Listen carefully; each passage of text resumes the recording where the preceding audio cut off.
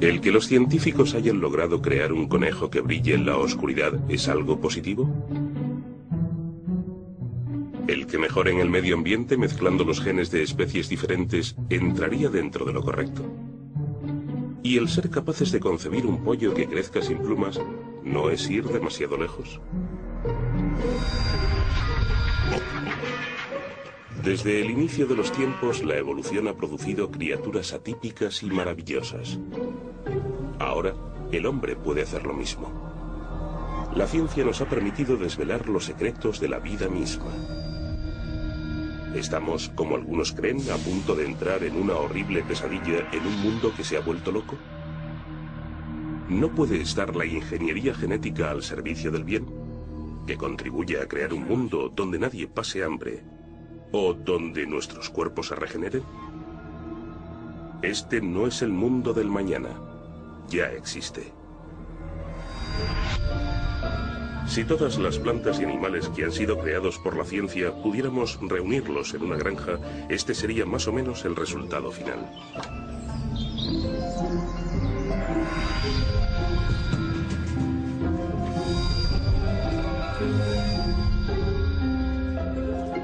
La granja es imaginaria, pero todas las plantas y criaturas que están a punto de contemplar son reales. Bienvenidos a la granja del Dr. Frankenstein.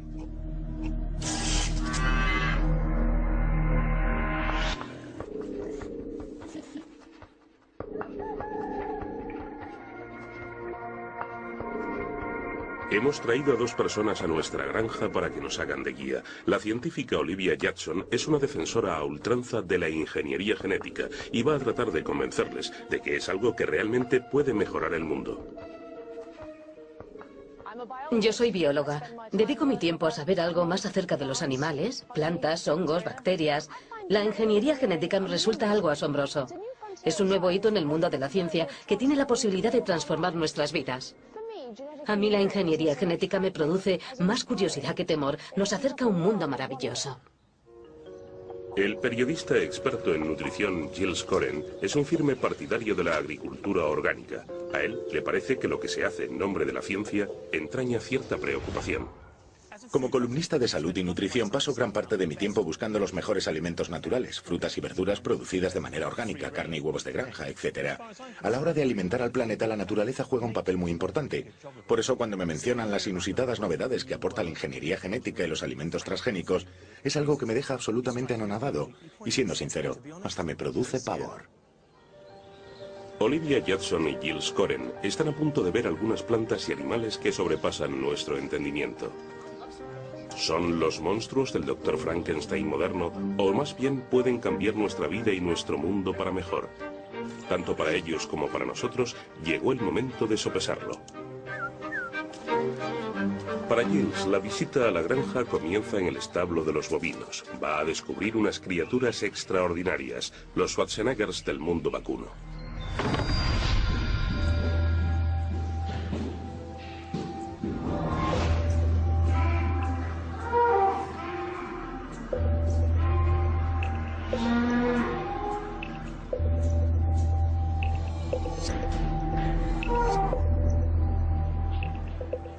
Dentro del establo, el responsable del cuidado de las reses es Patrice Lobé.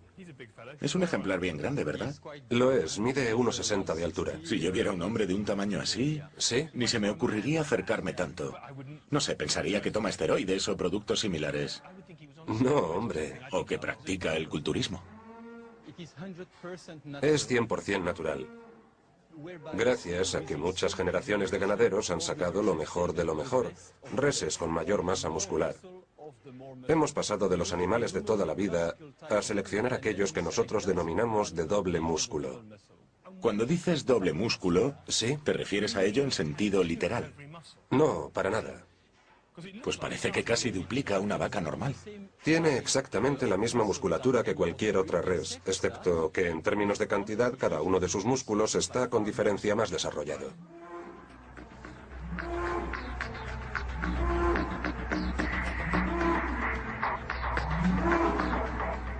Esta raza es conocida como la blanco-azul belga y es el resultado de una cría selectiva. La cría selectiva es la primera etapa en nuestro recorrido por saber cómo el hombre echa mano de la ciencia para controlar la naturaleza. Los ganaderos recurren a ella para potenciar las características deseables en sus animales. De hecho, la cría selectiva tiene un componente reproductivo. Para conseguir estas blanco-azul belgas, a lo largo de los siglos, los criadores de ganado han permitido cruzar únicamente a los toros y vacas con mayor masa muscular. El resultado final han sido toros que sobrepasan la tonelada de peso. Los ganaderos están orgullosos de mostrar el resultado de este duro trabajo. Esquilan a los toros para que así se les vea mejor la musculatura. Lo que están haciendo es rapar a las bestias con el fin de hacer más evidente su masa muscular. Para así mostrar mejor su carne. Efectivamente, eso es. Pero también las esquilan. Sí. Para resaltar, para destacar determinados músculos, los que tienen más valor en el mercado. ¿Lo ves? Que supongo que será la carne más magra y la más fácil de cocinar. Eso es, correcto. Pues cuando ves algo así no puedes evitar pensar en un filete. ¿Es un animal sano? Tan sano como cualquier otro resultado de la ganadería intensiva. Por tanto, se trata de producir la carne más tecnológica posible. Pero no tomando el término tecnológico al pie de la letra. Estamos hablando de selección natural con el fin de conseguir esto.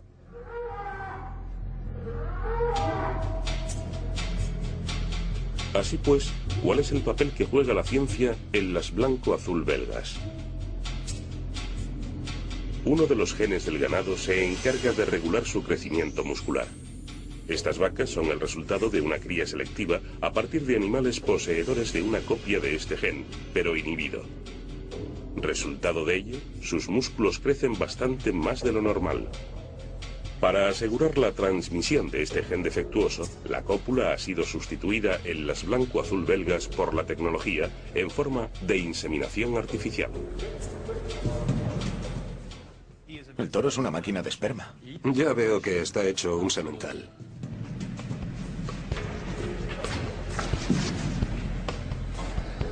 It's very early in the morning for... I understand. La muestra la hemos recogido en esta especie de vagina artificial, a partir de la cual procesaremos el semen para así facilitar su análisis en el laboratorio. La tecnología aplicada es tan precisa que pueden analizar el semen espermatozoide tras espermatozoide para así elegir los que ellos crean más convenientes. Así que básicamente analiza la muestra de semen. Es una máquina destinada a ello. Está comprobando la calidad del semen que hemos extraído esta mañana. Los que trazan la línea verde son óptimos porque se muestran muy activos. No paran de moverse en busca del óvulo. Y estos son portadores del gen de la musculatura. ¿Acaso no lo notas? A mí me parecen todo frenesí, pero es que nunca antes había visto los espermatozoides de toro. A simple vista no se percibe ninguna diferencia, ni siquiera entre un bóvido, un équido u otra especie, en absoluto. Claro.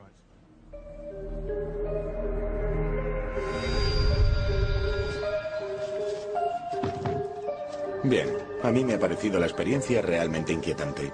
Ellos lo llaman selección natural, pero es algo diseñado por los hombres para explotar a los animales en pro de su beneficio. Mientras que a Giles esto le resulta desconcertante y contra natura, la investigadora Olivia Judson tiene un punto de vista muy diferente en lo que respecta al concepto de lo que es o no es natural. Siempre me ha fascinado el hecho de lo que consideramos como natural. A menudo no es sino una excepción. Tomemos, por ejemplo, estos productos de la huerta, la imagen clásica de los regalos de la naturaleza. Sin embargo, nada en esta mesa es simplemente resultado de la evolución natural. Hemos estado manipulando frutas y vegetales a lo largo de miles de años. Cojamos esta zanahoria. Tierna, jugosa y anaranjada. Pues hasta hace unos 300 años, la mayoría de las zanahorias eran así, blancas. Los holandeses cultivaron de forma selectiva zanahorias naranjas como tributo a su dinastía monárquica. La Casa de Orange, naranja en holandés. Los pomelos rosados que comemos habitualmente son clones de una especie mutante originaria.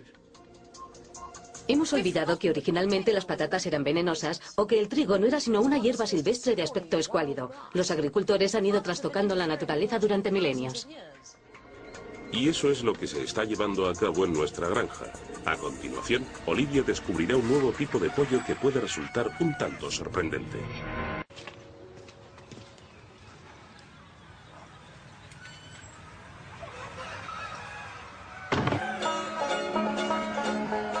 Estos pollos parecen normales, pero han sido criados para que crezcan gordos lo más rápidamente posible. Estas aves ávidas de alimento tienen un corazón que llega a alcanzar los 300 latidos por minuto. Su metabolismo es elevado y les cuesta disminuir su temperatura corporal. El encargado de resolver este problema de sobrecalentamiento en estos pollos es un genetista, el Dr. Avigdor Kahaner. Mientras se críen en un lugar a una temperatura baja, no suponen ningún problema, ya que el calor es disipado a través de las patas o bien de la cabeza. Con eso es suficiente. Sin embargo, gran parte de estas aves son criadas en los trópicos, bajo condiciones de calor, por lo que el gradiente entre la temperatura existente en su cuerpo y la que hay en el ambiente es tan reducido que les resulta difícil disipar el calor. Vamos, que es como si yo fuera a los trópicos con un abrigo de piel. Eso es. Estaría siempre muerta de calor. Correcto. Dada mi preparación en genética, traté de buscar una solución de la misma índole. Eso implicaba que en vez de enfriar el entorno en el que vivían estas aves plumíferas, una alternativa para que se sintieran más frescas sería despojarlas de sus plumas. Entonces opté por la solución radical de crear aves sin plumaje alguno. ¿Puedo verlas? Como no, vamos para allá. Pollos sin el gen que les hace crecer las plumas. Aquí es. Estoy intrigada por ver el aspecto que tienen. ¿Qué calor hace aquí? Sí que se nota. Y aquí están, pollos sin plumas. Parecen dinosaurios en miniatura. Este de aquí es el mutante original. Es una hembra. Está increíblemente suave. Es algo extraordinario. Y este es el macho. Como puedes ver, no tiene escamas en las patas. Ya. Razón por la que a esta mutación la hemos denominado sin escamas. Tienen unos pequeños espolones en los extremos de las extremidades superiores. Realmente parecen dinosaurios a escala reducida. Sí, los machos sexualmente ya maduros El de color rojo, supongo. adquieren un color rojo consecuencia de la interacción entre la hormona sexual y la luz, lo que origina esta pigmentación rojiza. O sea que es la suma de testosterona y luz natural lo que les vuelve rojos. Esta ave adulta, con el cuerpo bien desarrollado, nunca llegará a ser más grande que esto, por lo que empecé a cruzar ejemplares como estos. ¿Como los de aquí atrás? Como los de ahí, sí. Vaya, está tratando de aletear. No ha perdido esta característica innata. ¡Qué encanto! Tras haber criado con éxito pequeños pollos sin plumas, el Dr. Kahaner se propuso mejorar las ventas, ideando ejemplares de mayor tamaño. Ese fue mi reto y de hecho lo pude sacar adelante, como puedes ver aquí. Es enorme. Es un macho adulto. Colosal. Este macho tiene el mismo tamaño que los otros machos que vimos allí en el otro recinto y que sí tenían plumas. Lo único que cambia es que hemos manipulado uno de sus genes, el gen sin escamas, que evita, que impide el desarrollo del plumaje. Haciendo esto, conseguimos que estas aves crezcan confortablemente y sin ningún problema bajo condiciones de calor.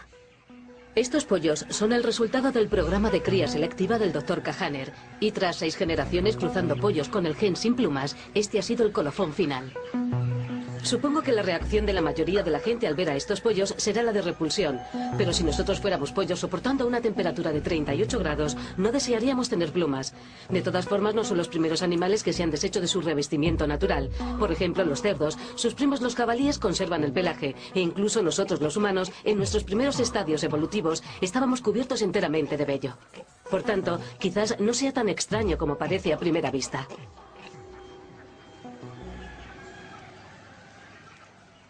¿Qué les vaticinas a estos pollos? ¿Puede que los veamos pronto en los supermercados? Espero que en supermercados de países tropicales como Nigeria o Indonesia, donde hace un calor sofocante. Esto le facilita las cosas a los avicultores y mejora la producción porque... Porque uno se ahorra tener que desplumarlos. Efectivamente, no hace falta quitarles las plumas y la proporción de carne en estas aves es mayor. Así que estos pollos crecen más rápidamente en los trópicos que uno con plumas, porque no les restringe su crecimiento el hecho de que soporten mucho calor. Están más sanos y cuestan menos, porque acondicionarles un recinto sale más barato. ¡Fantástico! Eso parece. Bueno para las personas y bueno para las aves. La cría selectiva es solo el primer paso en nuestro deseo por controlar el medio natural. Pero lleva varias generaciones su consecución y es algo bastante incierto.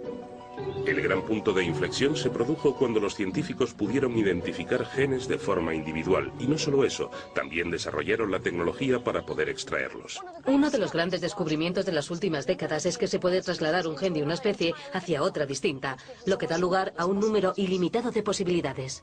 Así es. En nuestra granja llegó el momento de adentrarnos en el ámbito de lo transgénico y de la modificación genética. Entremos en la conejera. El hombre encargado de la transgénesis es el Dr. Hudebin. En esta nave ha creado docenas de conejos transgénicos. Explícame un poco esto de conejos transgénicos. Lo dice la palabra, transgénico. Significa que un gen ha sido transferido. El gen de un animal ha sido transferido a otro animal. ¿Qué genes les han inoculado? Los genes son de una medusa del Océano Pacífico.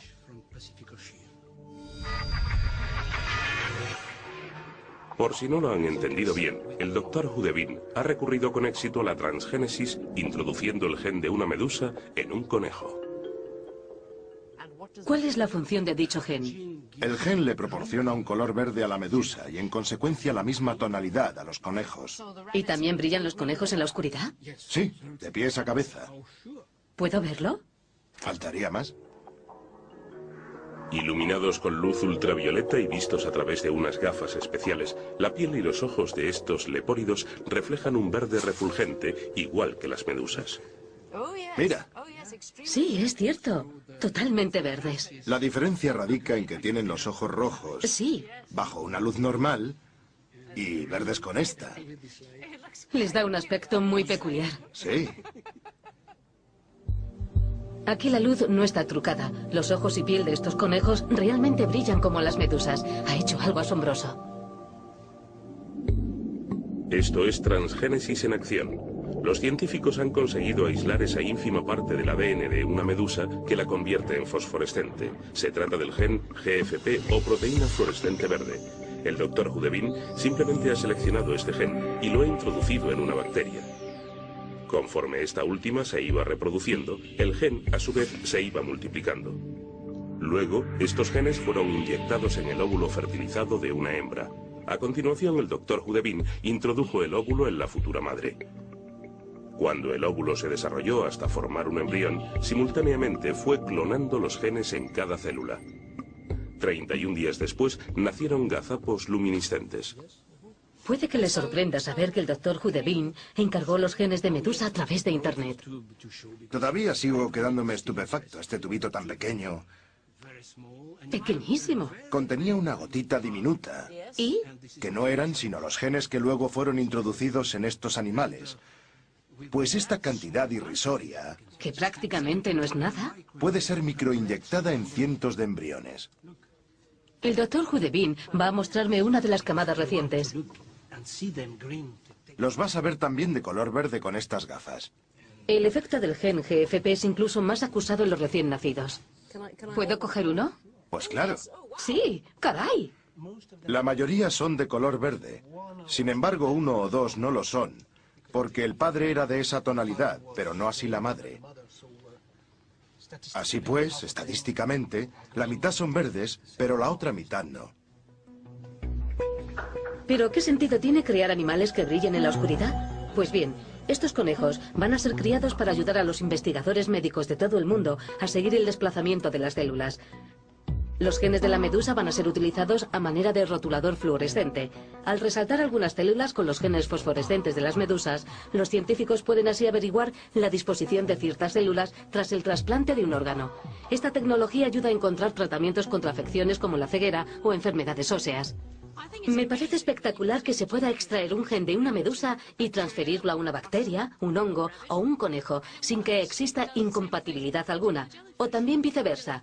Las medusas aparecieron 600 millones de años antes que los conejos y sin embargo sus genes todavía son compatibles. Me resulta increíble.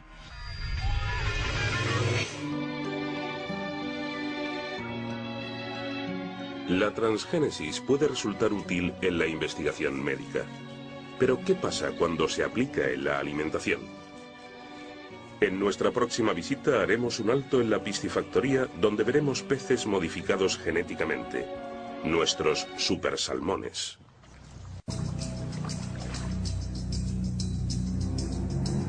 En la piscifactoría de nuestra granja, Joe McGonigal ha recurrido a la transgénesis para crear un salmón que crece a un ritmo vertiginoso para deleite de nuestro paladar. En este tanque tenemos peces transgénicos de 1 año de vida. En todo este tiempo han crecido a un ritmo entre 4 y 6 veces superior al de un salmón normal. Podemos sacar un ejemplar y contrastarlo con otro que no ha sido modificado genéticamente. Basta con echar un vistazo y establecer una comparación tanto en lo relativo al tamaño como al estado físico.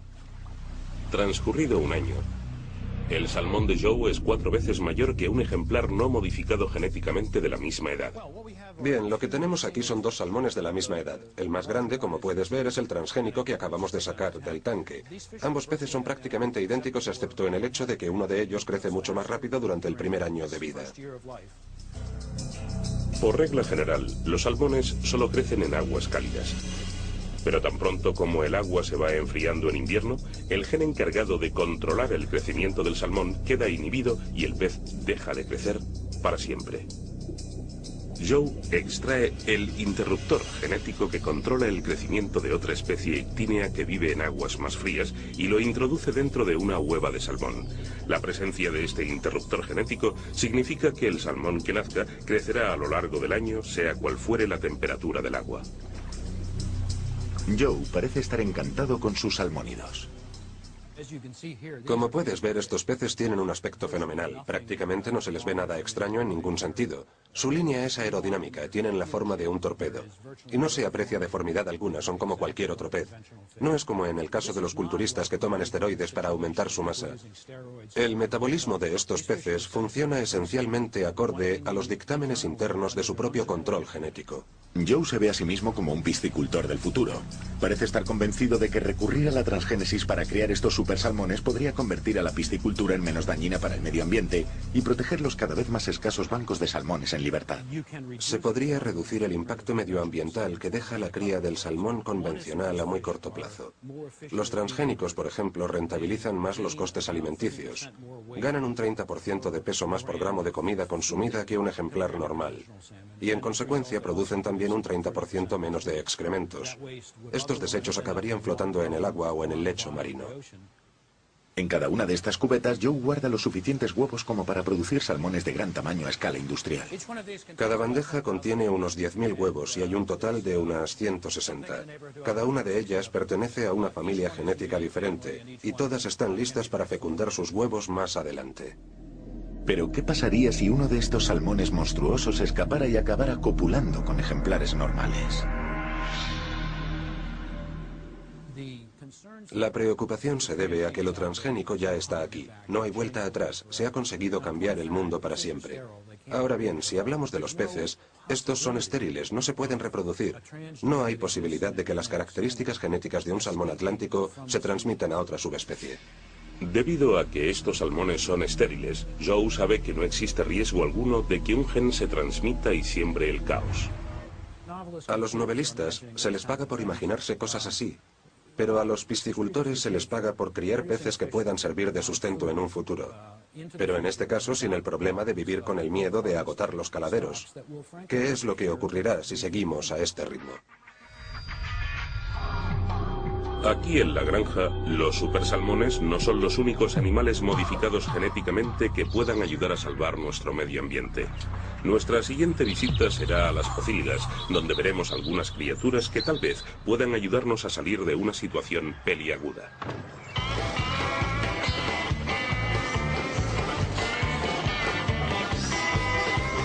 Me gusta el tocino como a cualquiera, pero la cantidad de carne de cerdo que consumimos está causando serios problemas. El año pasado se sacrificaron más de 2.000 millones de puercos en el mundo. Estas criaturas proporcionan un gran aporte proteínico diario de la manera más barata y a la mayor cantidad de gente que cualquier otro animal. Pero tanto consumo tiene sus consecuencias. La ganadería es una actividad que ejerce un gran impacto en el medio ambiente, en la atmósfera y en los recursos hídricos. Especialmente la cría de cerdos o porcicultura, que produce cantidades ingentes de estiércol. El estiércol, un producto natural, pero que a gran escala puede convertirse en un serio contaminante. Y los excrementos del porcino son particularmente tóxicos.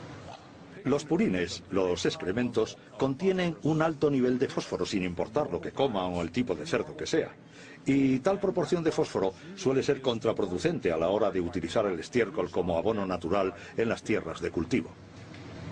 Las deyecciones de los cerdos tienen tal concentración de fósforo simplemente porque estos animales no pueden metabolizarlo. Tal exceso está causando daños considerables. Si se desagua por las alcantarillas, puede causar un crecimiento desmesurado de las algas y que éstas maten a los peces. Parece un problema difícil de resolver para la biología, pero John Phillips ha encontrado una manera de hacerlo. Una solución bastante sencilla y efectiva a los problemas medioambientales causados por el fósforo existente en los purines puede que se encuentre detrás de esta puerta.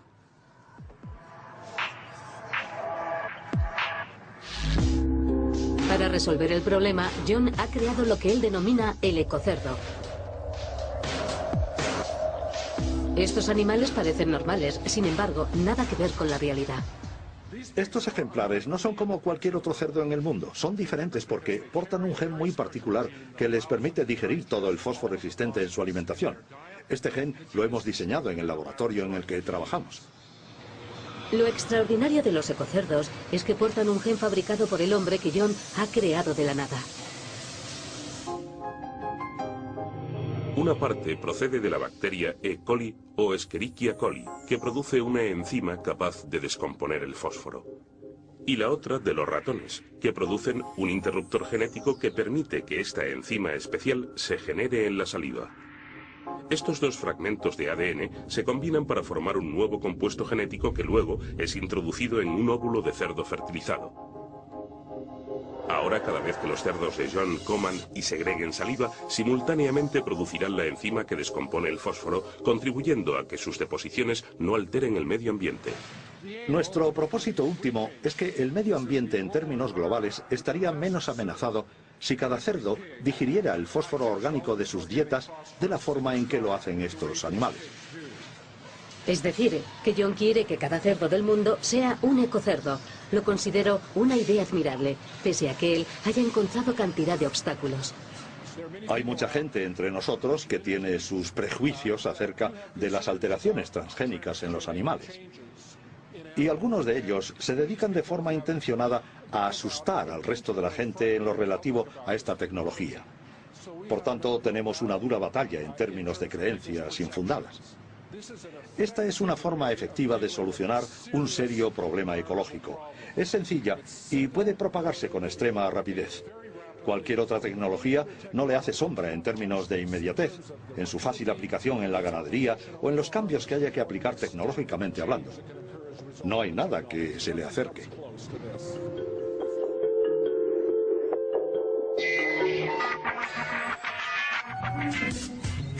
En toda la granja, los investigadores están descubriendo que la modificación genética es una herramienta altamente poderosa, pero a su vez controvertida. Olivia Judson está convencida de que no deberíamos tener miedo de ella. Yo personalmente preferiría comerme un alimento que haya sido modificado genéticamente para crecer más deprisa que uno al que le hayan inyectado cantidad de hormonas para conseguir tal fin. Tengo muy claro que no pondría objeción alguna a comerme un animal modificado genéticamente. Vamos a ver, ¿qué es un gen? Es una instrucción dada a una proteína, no es nada místico. Pues yo creo que para muchas personas seguramente es algo antinatura. Pero no es así. Un gen no tiene nada de abstracto. Sabemos cómo es, somos capaces de describirlo, podemos fabricarlo. No tiene nada de misterioso. Sencillamente contiene las instrucciones para crear una proteína. Podemos añadir un gen o bien extraer otro. ¿Entonces qué? Una cosa es comprender para qué sirve un gen y otra es tratar de modificarlo o manipularlo, ¿no? Pero es que ya se ha hecho. Nada de lo que hay ahí fuera en el campo es natural. Ha sido modificado por el hombre. No lo hemos hecho de forma directa, pero sí que ha sido alterado, por ejemplo, criando ovejas, para las cuales necesitamos cultivar pasto. Lo que consideramos un paisaje natural no lo es. En la mayor parte del mundo es una mera fantasía. Es algo que hemos creado nosotros. Lo que Giles y mucha otra gente parecen no tener en consideración es que la ingeniería genética es una de las tecnologías más reguladas del mundo. Está tan sometida a la ley que incluso cuando esta disciplina posibilita salvar vidas, no se nos permite recurrir a ella. Absurdamente, este invernadero está clasificado como recinto que alberga contaminantes biológicos, algo parecido a como si guardara muestras de rocas de Marte. Con el fin de parar lo que algunos denominan contaminación genética, debido a la polinización, no se permite que ninguna de estas plantas crezca al aire libre por el momento. Dentro no hay nada más que nuevas variedades de los cultivos de los cuales dependen miles de millones de personas cada día. Y lo que es más, cada esqueje se cataloga y se registra de forma meticulosa. La cuestión es que los científicos que trabajan aquí han estado tratando de curar una enfermedad que mata a 2,5 millones de personas cada año. La carencia de vitamina A, un problema importante. La mitad de la población tiene como alimento básico el arroz. Pero desafortunadamente el arroz no contiene los pigmentos orgánicos químicos llamados carotenoides. Estos son los que le proporcionan color a hortalizas como las zanahorias o los pimientos. Nuestro cuerpo obtiene la vitamina A de los carotenoides. Y si andamos escasos de dicha vitamina, tenemos un problema serio. La carencia de vitamina A mina el sistema inmunológico, pero antes de que esto ocurra, el enfermo se vuelve ciego. La mayoría de los niños afectados aún no han cumplido los 5 años y gran parte de ellos mueren a los 2 años de perder la visión. La gente que sufre de falta de vitamina A muere de enfermedades a las cuales sobreviviría una persona sana. Por eso este problema acaba con 2,5 millones de personas cada año, el equivalente a los que murieron en las Torres Gemelas cada 12 horas o a las víctimas del tsunami de 2004 cada mes. Al final de este documental, ya habrán muerto 250 personas de esta enfermedad. Por eso los científicos se han puesto manos a la obra para ver si se puede conseguir arroz alto en vitamina A, potenciando su producción de carotenoides. Sus estudios son innovadores. Han identificado no solo 1 o 2, sino 3 genes, 2 de la planta del narciso y el tercero de una bacteria que ellos creen ayudaría a producir carotenoides. A continuación trataron de introducirlos en el ADN del arroz. En 1999, tras varios años de ensayo y error, al fin consiguieron crear un arroz que producía betacarotenos. Pudieron corroborar la producción de este elemento porque el arroz, diseñado genéticamente, estaba pigmentado de amarillo. Lo bautizaron como arroz dorado. Los resultados de la investigación fueron asombrosos y aún lo siguen siendo. En aquel momento a ninguna otra planta modificada genéticamente le habían alterado más de un gen. A esta le añadieron 3, abriendo nuevos horizontes.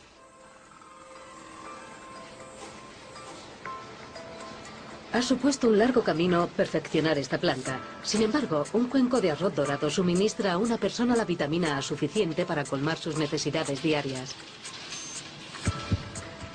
Pero absurdamente el arroz dorado sigue sin poder salir de invernaderos como este. El doctor Adrian Duboc lo encuentra realmente frustrante y yo comprendo por qué.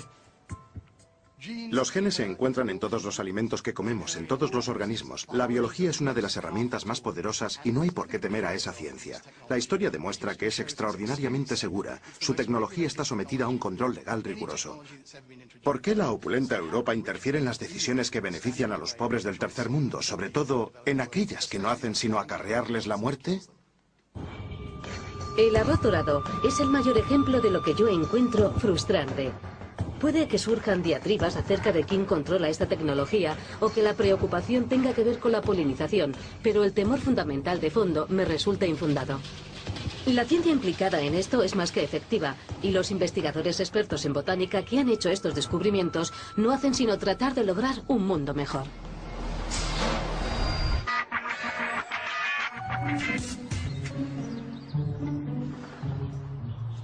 Una vez que los científicos han abordado la cuestión de la mejora evolutiva, bien sea mediante modificación genética o bien mediante la cría selectiva, el siguiente paso es mantener los logros conseguidos. Pasamos pues a la técnica más extraordinaria a la que los científicos recurren en nuestra granja, la clonación. Seguramente hayan oído hablar de la oveja Dolly. Pero lo que tal vez no sepan es que desde entonces los científicos han creado grupos de vacas, piaras de cerdos y rebaños de ovejas enteros. La siguiente visita de Giles en la granja es a un grupo de vacas que se llevan la palma. Toda una manada de clones.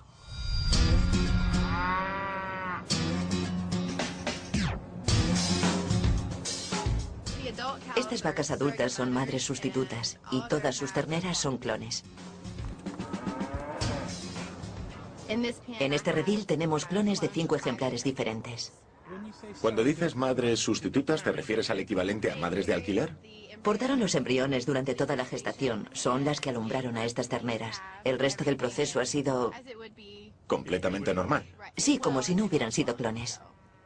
¿No te gusta utilizar esa palabra? Es que si las ves, no hay en ellas nada de anormal. El caso es que tienen un aspecto saludable. Sí.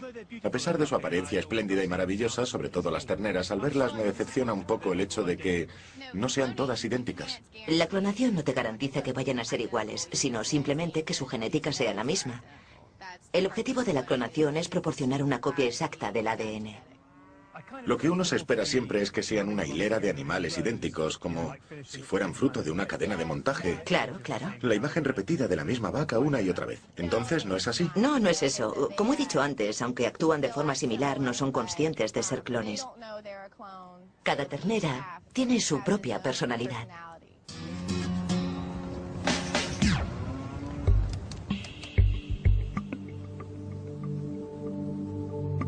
Pero, ¿cómo se crea un clon?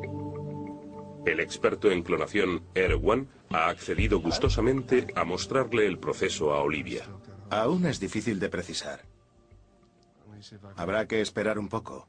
Hoy estamos trabajando con ganado bovino. Así que es el óvulo de una vaca. Sí, los han extraído de un matadero. Básicamente lo que estoy haciendo es extraer todo su ADN para así dejarlo genéticamente vacío y comenzar el proceso de clonado. O sea que para la clonación se precisa un óvulo vacío. Exacto. Y para ello, estás insertando esta pipeta microscópica dentro del óvulo para extraerle todo su ADN. Eso es. Debe de ser una operación extremadamente delicada. Lo es, tienes que tener una buena coordinación visual y motora. Hay que manipular con cuidado los óvulos. De lo contrario, los acabarías matando.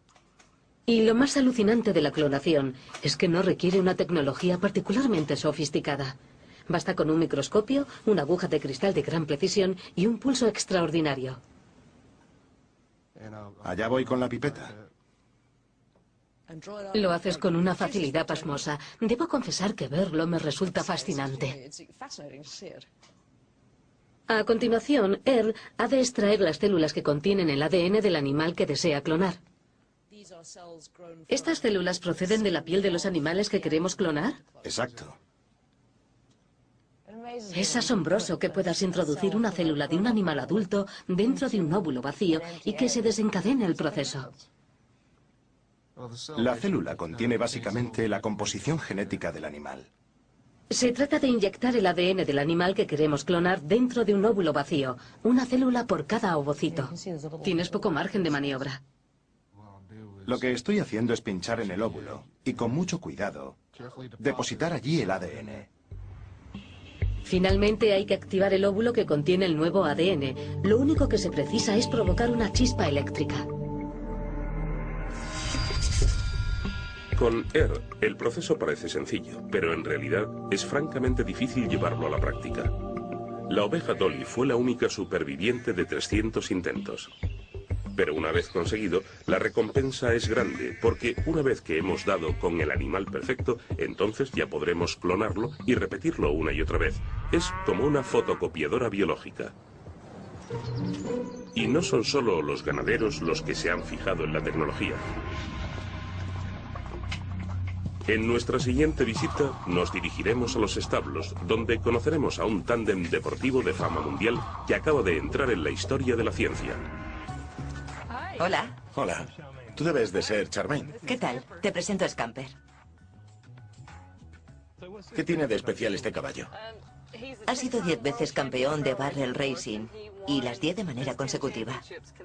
¿Y en qué consiste exactamente el barrel racing?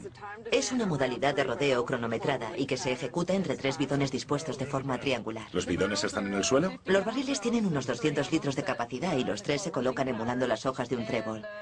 Se cronometra electrónicamente hasta las centésimas de segundo. ¿Y tienes que ir sorteándolos continuamente? Lo más rápido que puedas. ¿Tú has sido siempre su amazona? Soy la única persona que lo monta. Scamper no se dejaba domar cuando era potro.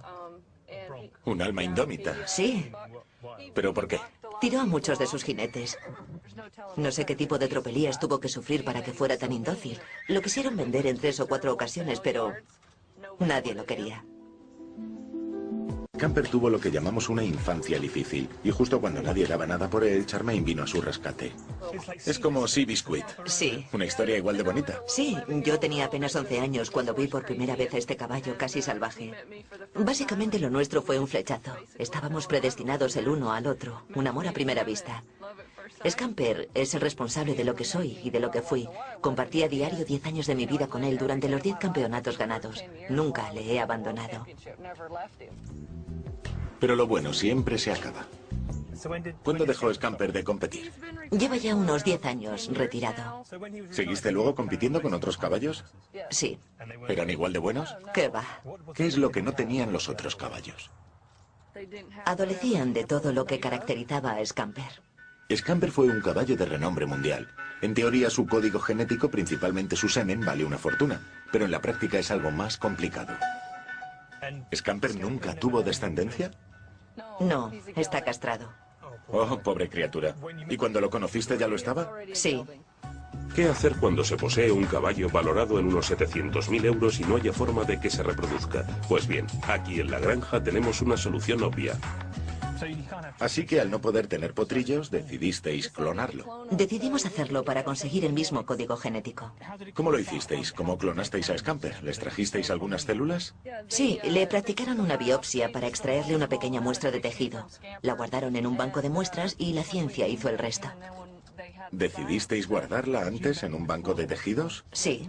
¿Y luego qué? ¿Os llamaron un día para deciros que ya disponían de la tecnología? Sí, cuando ya pudieron llevarlo a cabo nos dijeron, muy bien, ya podemos empezar. El pequeño clon de Scamper se llama Clayton. Y el ex campeón está a punto de conocer a su joven alter ego. Este es Clayton. Oh. Parece muy normal, pero es un caballo extraño. Y creo que debe de serlo más para Scamper. ¿Cuántas veces se han visto con anterioridad? Es la segunda vez que se ven.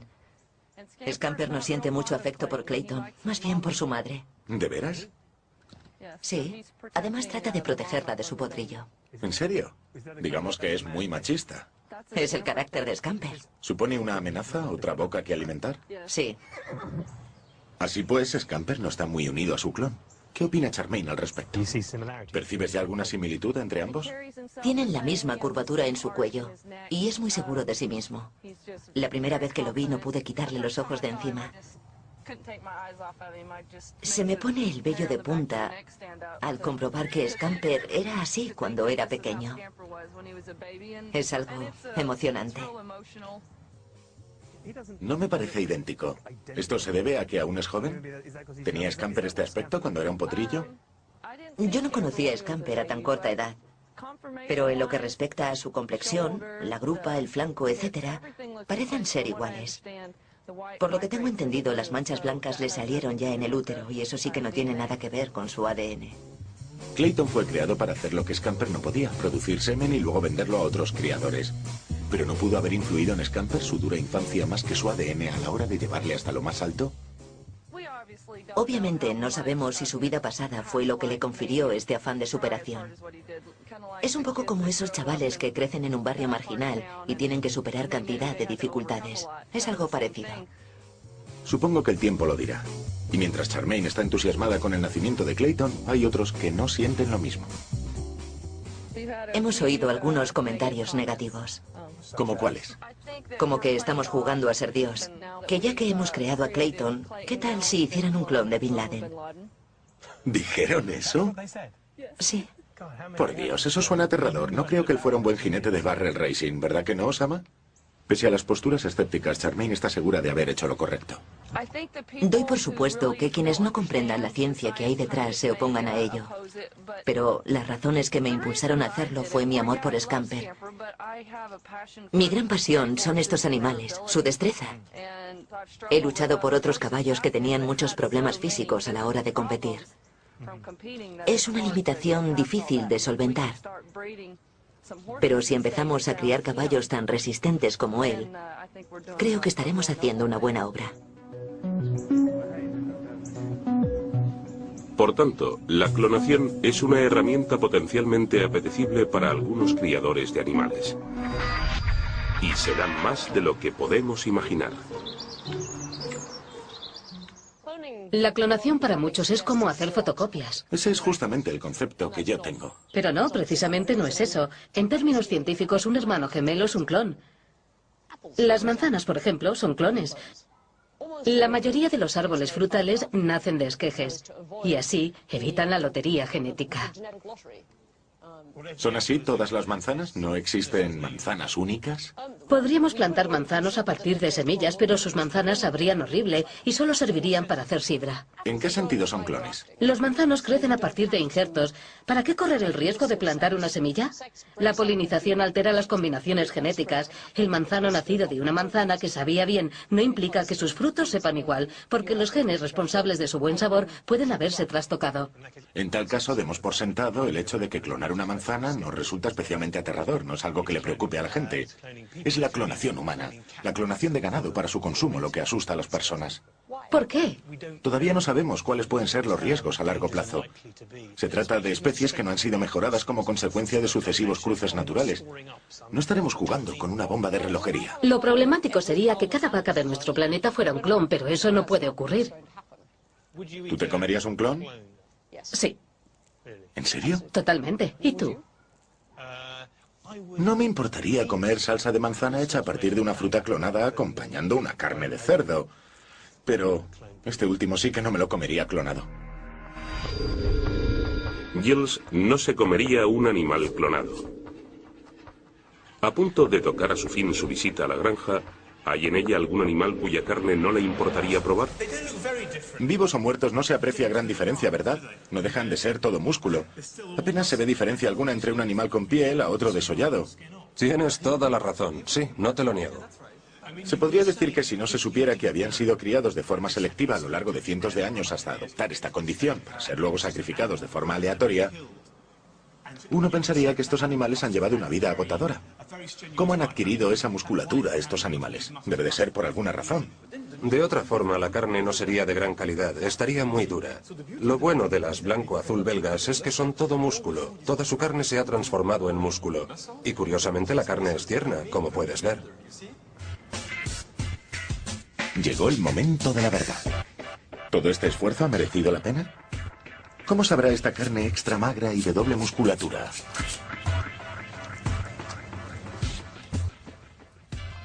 Es realmente magra, no tiene nada de grasa.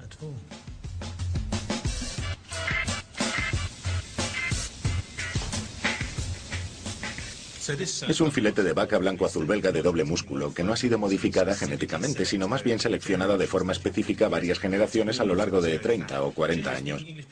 Es todo fibra, nada de grasa. Los ingleses siempre queremos que el filete tenga algo de grasa para conferirle el sabor deseado. Ahí radica el interés. Puede darse el caso de que no sepa nada. Estoy a punto de averiguarlo. Sí.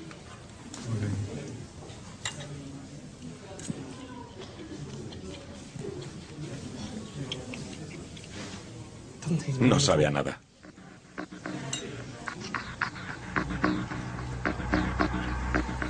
Está muy correosa.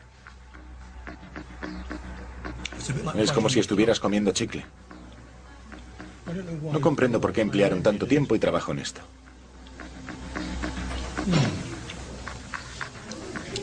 Sabe a caballo. Así pues, las blanco-azul belgas no son santo de devoción para algunos. A punto de acabar nuestra visita a la granja, Olivia guarda un último as en la manga. Se trata de uno de los conceptos más revolucionarios que jamás he conocido. Ustedes nunca han visto nada parecido. Un posible uso de la tecnología genética es librarse de todos los animales y crear carne en un laboratorio. Sé que esto tiene una pinta poco apetitosa. ¿Eso qué es? No tengo ni idea de lo que pueda ser. ¿Es el prototipo de un filete creado en un laboratorio?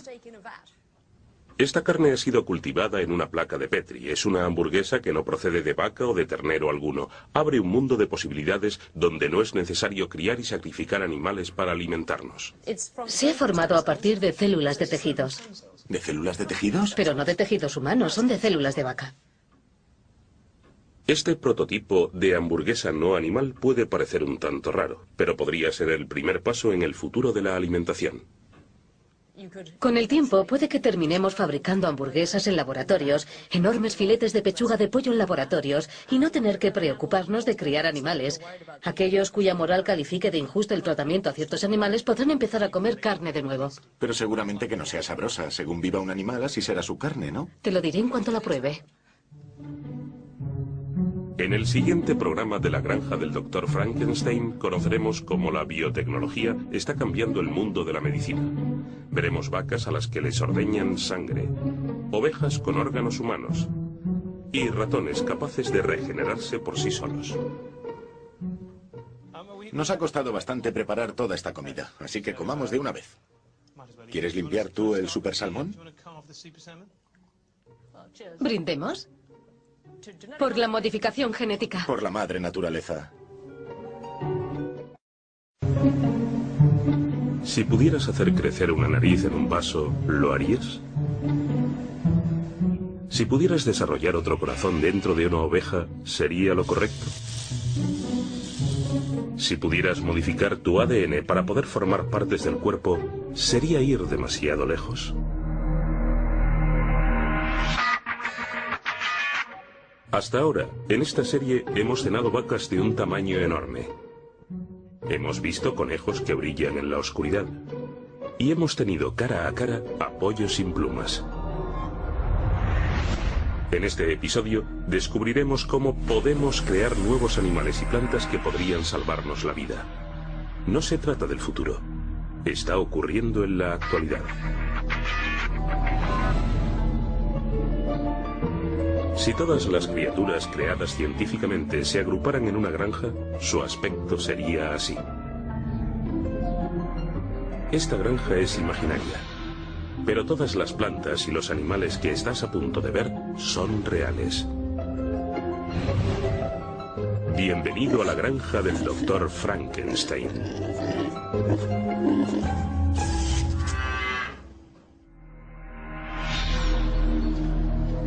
En este programa, nuestro recorrido por la granja del Dr. Frankenstein nos descubre un increíble y nuevo mundo en medicina. Hemos llevado a 2 personas a la granja para que hagan de nuestros guías. Olivia quiere convencernos de los beneficios de la ingeniería genética y de la biotecnología. Soy Olivia Jackson. Como bióloga, creo que la biotecnología es una herramienta que tiene un enorme potencial. Al utilizar técnicas como la modificación genética o la ingeniería de tejidos, vamos a poder desarrollar cultivos que nos ayuden a controlar enfermedades infecciosas o animales con órganos humanos en su interior. Pero para poder aprovechar verdaderamente la tecnología tendremos que conocerla bien. Pero al admirador de la comida orgánica Giles Coren, la idea de una granja farmacéutica le resulta bastante inquietante. Como crítico gastronómico, siempre he creído que se debería dejar a las granjas seguir haciendo lo que siempre han sabido hacer mejor, producir alimentos. En realidad no me gusta la idea de convertirlas en fábricas para desarrollar medicamentos u órganos humanos.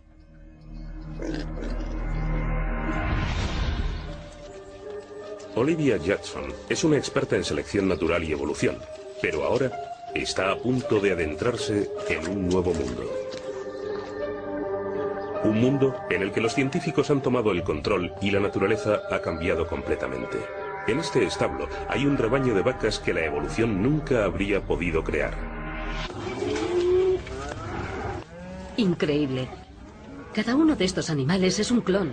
Son todos copias genéticas de solo 2 vacas originales creadas en el laboratorio. Se formaron mediante ingeniería genética con la esperanza de salvar vidas humanas. Estas crías son el producto de un genetista, el Dr. Rob. Las ha creado desde cero para ayudar a curar algunas de las enfermedades más peligrosas del planeta. ¿Qué tiene? ¿Qué es lo que la hace especial? Bueno, es una cría que tiene una serie de noqueados génicos y también transporta el microcromosoma humano que contiene los anticuerpos humanos.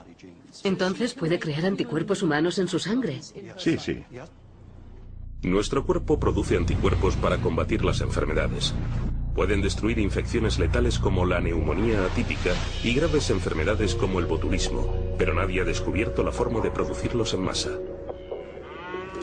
Cada una de las crías del Dr. Rob está valorada en 340.000 euros.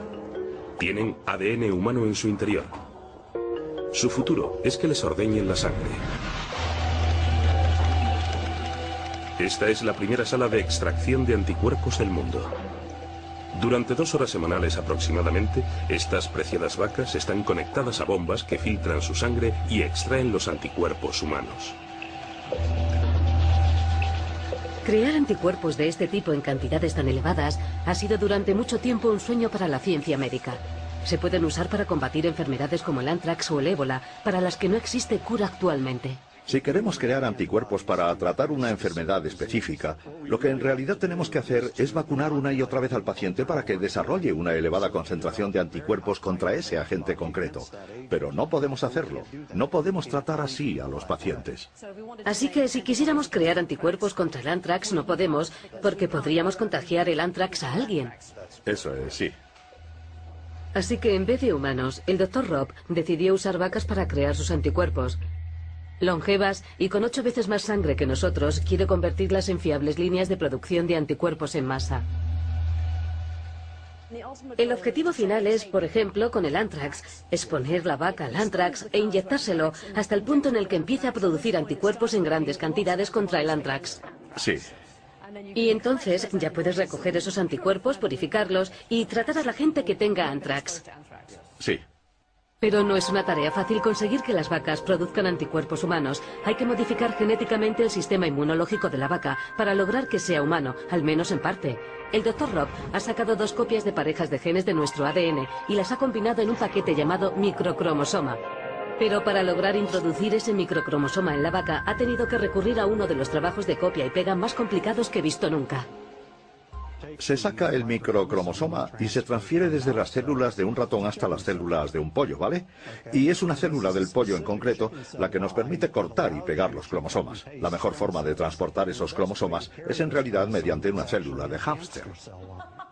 Así que luego va a una línea de células del hámster y entonces lo transferimos a una línea de células de la vaca. Entonces, para entenderlo bien, para crear un cromosoma humano se necesitan ratones, pollos, hámsteres y por último vacas. Y por último vacas, sí.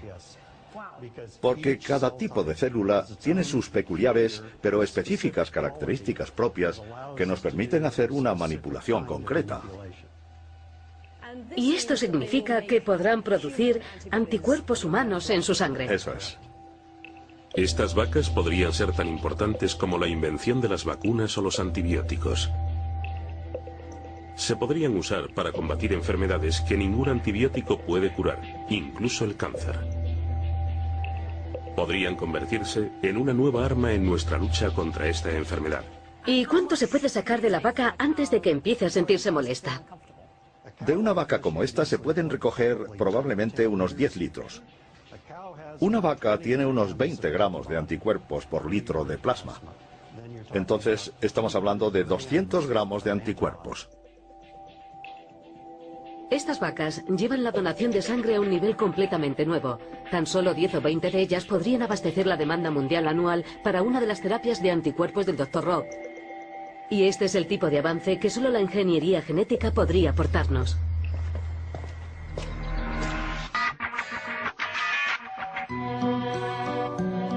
Las vacas del Dr. Rob han sido creadas para producir anticuerpos humanos fuera de un ser humano. Pero la ciencia no tiene por qué detenerse aquí. ¿Se podría crear un órgano humano fuera de un organismo?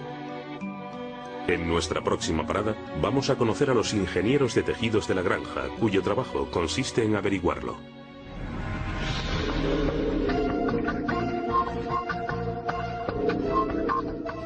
Mi cara. Es normal. Una boca, una nariz, 2 orejas, 2 ojos, tal y como me gusta. Pero abajo en el sótano se dedican a algo llamado ingeniería de tejidos. La ingeniería de tejidos es la ciencia que permite crear órganos o tejidos en un laboratorio. Aquí en la granja, el proceso empieza con un molde con la forma de la nariz de Giles. ¿Cómo estoy? ¿Mejor o peor? El molde se usa para hacer una estructura llamada andamio o matriz en la que las células pueden desarrollarse. Este andamio tiene muchas propiedades especiales. Contiene muchas células de cartílago y células dérmicas que son las que forman la parte viva de la estructura de tu nariz. Y empezamos con un material plástico que es esto de aquí, que en realidad se usa actualmente también para fabricar bolsas de plástico biodegradables para los supermercados. Pero este es de una calidad mayor. Y metemos tu nariz en... Para hacer una estructura sólida se calienta el andamio durante aproximadamente 1 hora.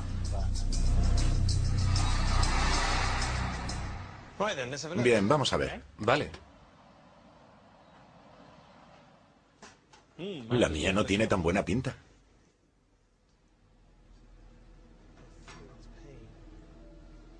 Esta es la estructura del andamio. Vaya, es mi nariz. Claro.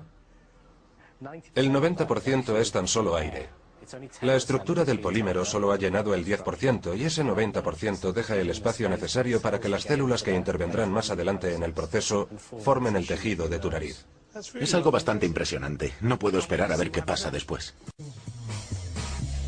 Vamos a dejar que la nariz de Giles repose en el aparador durante 1 hora aproximadamente.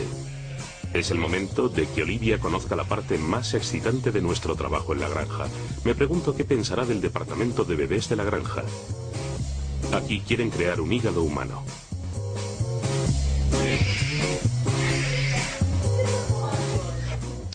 Es un niño. Este es el doctor Nico Forraz. Su primer trabajo por la mañana consiste en recoger los cordones umbilicales de todos los recién nacidos. Busca un ingrediente que está revolucionando la medicina moderna.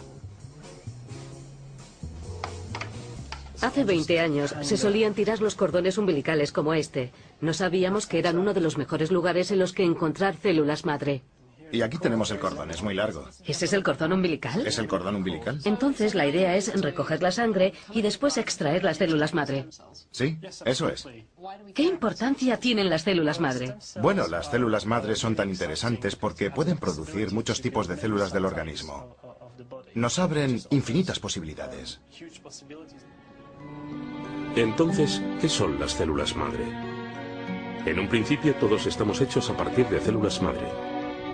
Cuando estamos en el útero, estas células madre se desarrollan en tejidos que forman las distintas partes de nuestro cuerpo. Los huesos, los músculos, el cerebro, la piel. Lo interesante de las células madre, la razón por la que despiertan el interés de todo el mundo, es que tienen el poder de convertirse en cualquier parte del cuerpo. La terapia con células madre está ya salvando vidas en la granja. Olivia va a visitar a uno de los pocos humanos en la granja, el bebé Ross. ¿A qué clase de futuro se estaría enfrentando ahora? No habría tenido futuro en absoluto. Los bebés que padecen SCID suelen morir al año de vida. SCID son las siglas en inglés de inmunodeficiencia combinada severa. El organismo de Ross no puede producir un tipo concreto de células, llamadas células T, que ayudan al cuerpo a combatir incluso las infecciones más insignificantes. Pero los médicos trasplantaron células madre en su corriente sanguínea, donde se multiplicaron y se transformaron en las células T que Ross necesitaba. No podía combatir ninguna infección, así que seguramente habría muerto al año de vida. ¿Incluso un resfriado lo habría matado? Claro, sí, o un beso, o cualquier cosa. Así que durante los últimos 6 meses ni le hemos besado. No podía tocarnos las manos, ni la cara, ni nada. La terapia con células madre ha salvado la vida de Ross, pero existe mucha controversia en torno a las células madre porque uno de los sitios de los que se pueden obtener es de los embriones. Sin embargo, los embriones no son la única fuente. También podemos obtenerlas de la médula ósea o de los cordones umbilicales, como hace Nico. El sueño de Nico es desarrollar un hígado humano a partir de las células madre que recogió antes. ¿Crear un órgano humano desde cero? Una de las partes más complejas del cuerpo humano. Me pregunto cómo lo hará. Entonces, ¿quieres crear un trozo de tejido hepático que pueda funcionar como un hígado verdadero? Eso es. A largo plazo quizás podamos prever la creación de suficiente tejido hepático como para ayudar a un paciente con una enfermedad o una intoxicación hepática. La diferencia entre la vida y la muerte en un paciente con una enfermedad hepática es tan solo del 5%, así que una mejora de ese 5% puede mantenerle con vida durante una buena temporada. Parece que el primer paso para crear tu propio hígado es controlar algo que Nico llama la máquina antigravedad. Así que este modesto paquete es el bioreactor.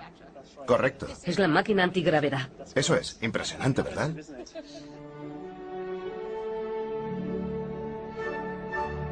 El bioreactor está diseñado por la NASA para reproducir los efectos de estar en el espacio. Reduce la gravedad, lo que permite que las células madre crezcan en 3 dimensiones. Un bioreactor en realidad simula microgravedad. Cuando creas tejido en 3 dimensiones se ejerce mucha fuerza y tensión física sobre las células que estás creando en 3 dimensiones. De manera que esta máquina suprime esos efectos perjudiciales para las células y nos permite desarrollar tejido hepático en 3D desde el núcleo de las células madre sanguíneas. El segundo paso para desarrollar un órgano es llenar el bioreactor de células madre. Ahora Nico ha tenido que convencerlas para que quieran formar un hígado. Entonces, básicamente lo que haces es meterlas en esta máquina antigravedad y añades después varios compuestos y sustancias químicas y dices, convertíos en hígado, convertíos en hígado. Tienen todas las sales, minerales, azúcares y proteínas que necesitan para cobrar vida. Y algunos reactivos especiales denominados factores de crecimiento. Los factores de crecimiento son el ingrediente mágico de Nico. Convencen a las células madre para empezar a crecer y también les dicen en qué deben convertirse, en este caso en un hígado. Se trata de medicina con células madre. Medicina con células madre. Sopa de células madre. Para que crezcan, tienen que dar ahora unas cuantas vueltas en la cámara calorífica. ¿Vamos? Con tan solo células madre, sustancias químicas bastante potentes y un bioreactor, Nico podría lograr una producción en línea de órganos humanos. Sí, está muy caliente.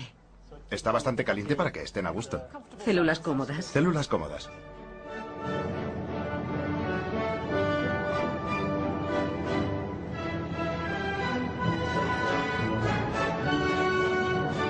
Tras 6 semanas, este es el resultado final. Un trozo tridimensional de hígado humano en funcionamiento. Puede que solo tenga unos milímetros de diámetro, pero podría ser el futuro de los trasplantes de órganos. Tan solo unos gramos de este tejido podrían salvar la vida de un paciente terminal por disfunción hepática. Aún no hemos terminado con la creación de órganos, pero tenemos que volver a la cocina para ver la nariz. Allí, Kevin, el ingeniero de tejidos, está encendiendo una especie de olla a presión distinta a cualquier cosa que se haya visto antes. Hasta ahora, todo lo que ha hecho Kevin es cocer un andamio con forma de nariz. Pero por lo que parece ha llegado el momento de hacer uso de la tecnología más avanzada. Kevin me va a enseñar cómo va a hacer que mi nariz cobre vida. Bien. ¿Qué es esto? Es un aparato extraordinario. Es exactamente lo que siempre imaginé que habría en un laboratorio científico. Sí. Simplemente metes la nariz ahí, lo enciendes y ya está. Exactamente, sí. En realidad es una reacción química controlada que se hace para que el andamio atraiga a las células. ¿Va a cambiar entonces la naturaleza del andamio? Sí, puede que probablemente no veas ninguna diferencia a simple vista, pero en realidad están ocurriendo muchos cambios importantes en la composición química de este material. Entonces lo metes ahí y se convierte en algo que engaña a las células para que piensen que es algo vivo. Sí, es eso exactamente. Ingenioso. Así que simplemente lo llevamos hasta este punto de aquí y lo colocamos bien.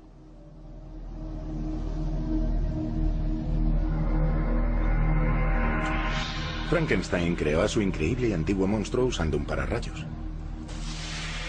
Así que imaginaos lo que podría haber hecho con uno de estos.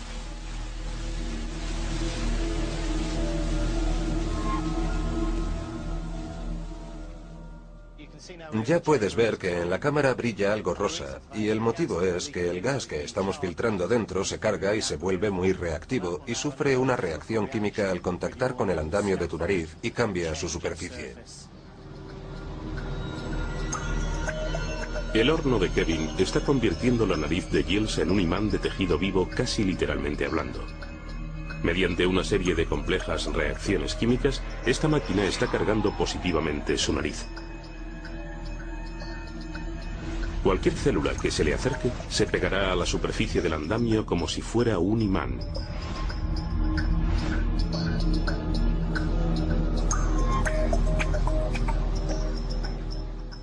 Bien, el tiempo se ha acabado y la química del sistema ya será diferente, así que ya puedo sacar la nariz para que la veas.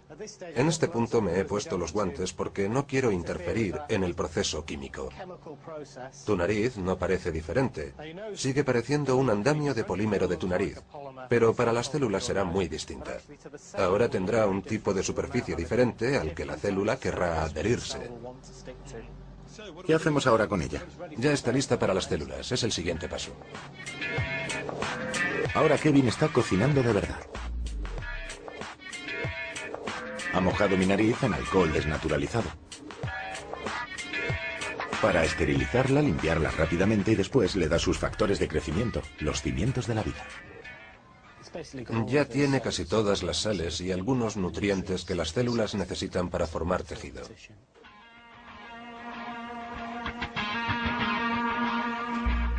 La nariz ya está lista para recibir las células. Pero sigue pareciendo la misma nariz. Quiero saber si se va a crear una nariz con aspecto áspero o si va a ser suave como la mía. Durante un periodo de tiempo, la estructura de polímero que hace que sea rugosa se va rompiendo. Es rugosa a propósito porque esto le proporciona los poros que se necesitan para permitir que las células vivan en ella. Así que lo que voy a hacer ahora es poner la pipeta aquí y recogeré algunas células. Probablemente unos 10 millones para una nariz del tamaño de la tuya. ¿Y cuántas para una nariz como la de Charles de Gaulle? ¿Muchos más millones? Muchos más millones. Ahora Kevin está llenando mi nariz de una poción rosa con innumerables células vivas. ¿Ahora hay millones de células humanas alrededor del andamio de mi nariz? Sí, y por el proceso anterior por el que se cambió la superficie química, ahora debería resultarles una superficie atractiva a la que adherirse. Damos tiempo a las células para que se acostumbren a su nuevo hogar. La cosecha de narices e hígados en el laboratorio es una buena forma de hacer partes del cuerpo de repuesto, pero en la granja algunos científicos tienen un enfoque aún más radical. ¿Qué pasaría si pudiéramos desarrollar células humanas en un animal? Olivia está a punto de averiguarlo. Estas ovejas son un 15% humanas. Eso es, los bioingenieros de la granja han descubierto cómo desarrollar un animal que sea parte oveja y parte ser humano. Todo empieza en la sala de operaciones. Aquí, los científicos van a extraer un embrión de oveja del vientre de su madre, le van a inyectar células madre humanas y lo van a volver a introducir. Cuando nazca el cordero tendrá células de oveja y de ser humano. Se habrá humanizado, por así decirlo.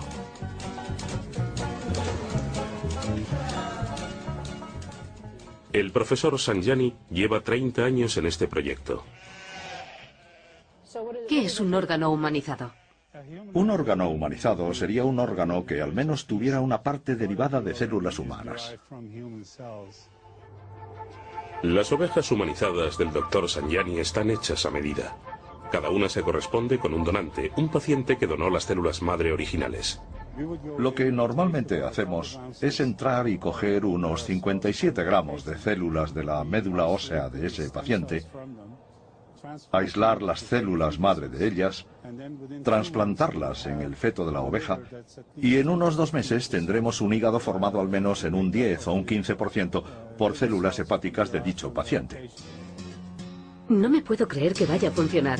El profesor Sanjani dice que simplemente con inyectar células madre humanas en una oveja que sobrevivan y se multipliquen, se convertirán en tejidos de órganos humanos. Inyectamos las células en el peritoneo de estos animales y así las células se distribuyen por su metabolismo y por su sistema circulatorio y se reparten por todos los órganos del cuerpo. Las células humanas y ovinas conviven felizmente juntas dentro de la oveja. Pero existe un riesgo en el proceso del Dr. Sanjani. Si el ADN de las células de la oveja y el de las células madre humanas se mezcla, podemos llegar a lo que se conoce como fusión celular, y a algunos les preocupa que esto pudiera producir un extraño y nuevo ser híbrido con rasgos y características tanto de oveja como de ser humano. Es una posibilidad que el Dr. Sanjani ha tenido en cuenta.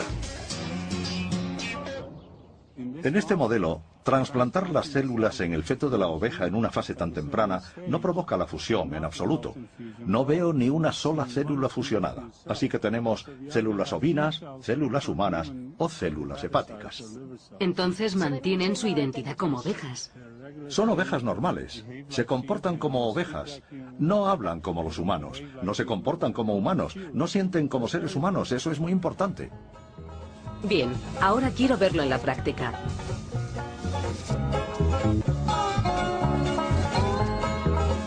Lo primero que hacen es abrir el estómago de la oveja. Un olor algo desconcertante a carne quemada. ¿Vais a sacarle el útero entero? Todo el útero. Su forma es distinta a la de los úteros humanos, ¿no es? Sí, sí. He visto cosas raras en mi vida. Pero esto lo supera. Es un poco resbaladizo. Sí. Están extrayendo el útero de la oveja con el feto vivo de un cordero en su interior. Dios mío, es enorme.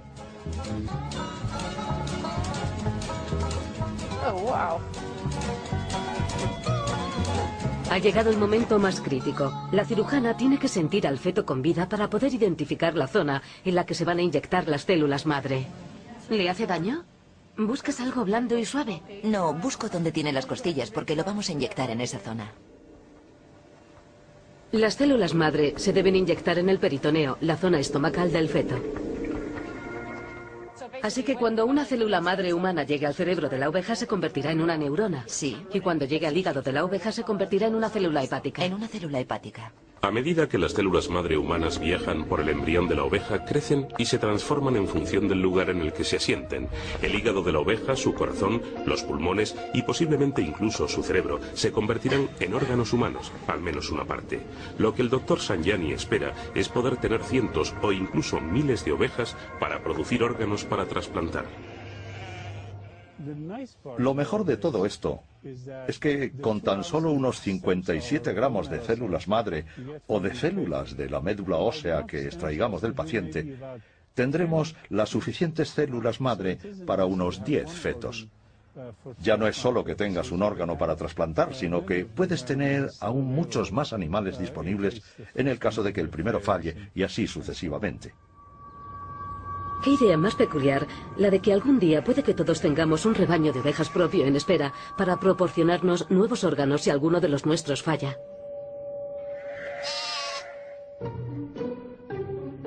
El trabajo del Dr. Sanjani aún sigue en fase de desarrollo y recibir un trasplante de una de sus ovejas todavía no es posible. Pero algunos órganos creados fuera de un cuerpo ya se están usando en seres humanos.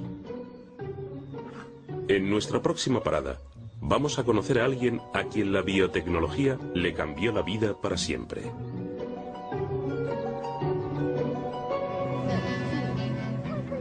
Caitlin McNamara nació con espina bífida. Su vejiga no funcionaba. Así que le trasplantaron la primera vejiga biotecnológica del mundo. La vejiga de Caitlin fue creada desde cero en un laboratorio. En primer lugar, ¿hace cuánto tiempo te operaron? ¿Hace ya 6 años? Sí. En febrero de 2001 me hicieron el cultivo de células. Como con mi nariz, construyeron un andamio. Tomaron algunas células y abracadabra. La nueva vejiga de Caitlin empezó a crecer. La hicieron en un molde y después te la pusieron. Sí. Con la otra. Sí, para que fuera más grande. Está claro que esta tecnología le ha cambiado la vida a Caitlin. Con espina bífida incluso las cosas más sencillas son un reto, pero su nueva vejiga ha hecho posible para ella cosas que la mayoría de los adolescentes dan por garantizadas. Probablemente seas la primera persona en el mundo que se ha sometido a este tipo de cirugía. ¿Cómo te sientes? Feliz, porque lleva funcionando ya 7 años. Ahora hay muchas cosas que puedes hacer que antes no podías. Sí. Puedo hacer lo que quiera sin tener que preocuparme por tener algún accidente o tener que ir al baño rápidamente. ¿Es algo que te va a durar toda la vida o...? Creo que me durará mucho tiempo. No sé cuánto exactamente. ¿Y si no, pueden desarrollar otra? La biotecnología puede ofrecer soluciones de peso para individuos como Caitlin. ¿Pero podría usarse para tratar enfermedades a nivel mundial? En nuestra próxima cita iremos a invernaderos en los que la planta más letal del planeta se transformará en un salvavidas.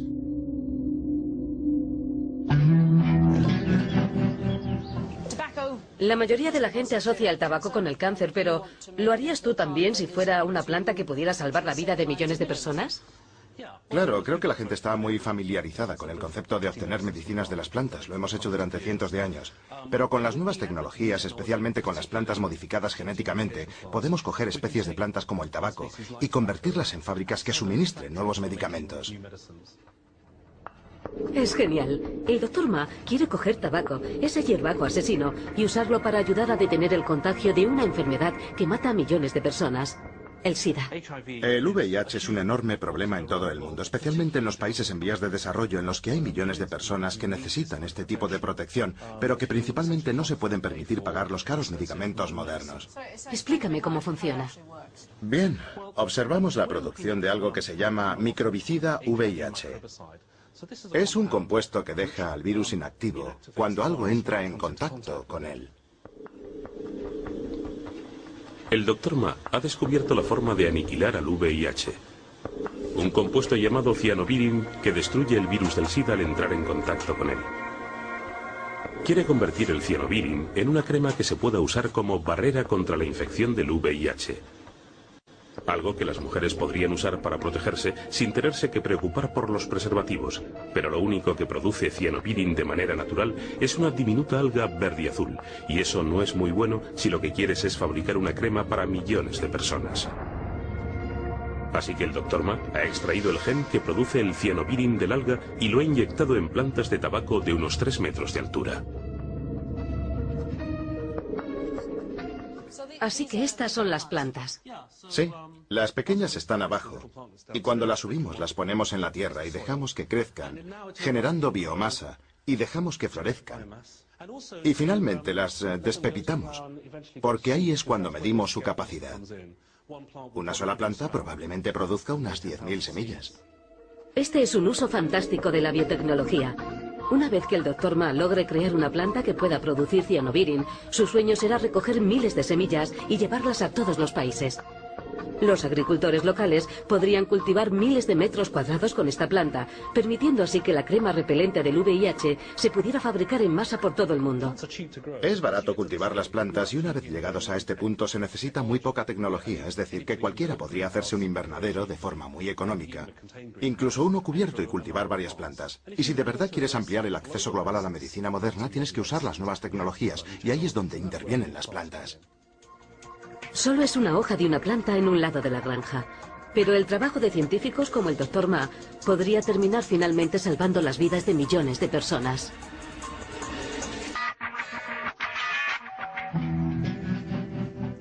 Abajo en el sótano, los ingenieros de tejido siguen trabajando en la nariz de Giles. Ha estado sumergida en una mezcla de células humanas y agentes de crecimiento durante 3 semanas.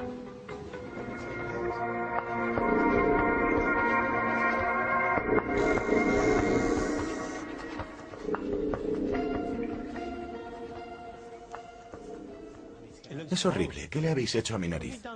Esos son años de alcoholismo crónico. ¿No pensaréis que eso se hace en solo 3 semanas? Aún puede que sea mi nariz, pero mi nariz en 30 o 40 años y no me cuido lo más mínimo. Las células se han multiplicado ahí dentro, han llenado el espacio y han dejado algo de cartílago. Vaya, genial. ¿Y qué haréis ahora? Bueno, la siguiente fase del proceso es poner algo de piel por encima.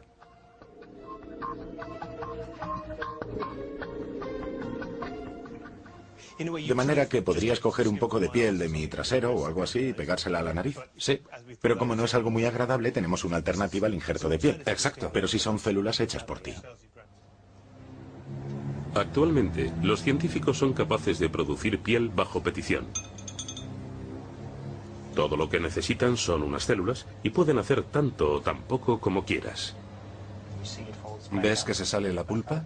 Sí, flota en la disolución. Eso es.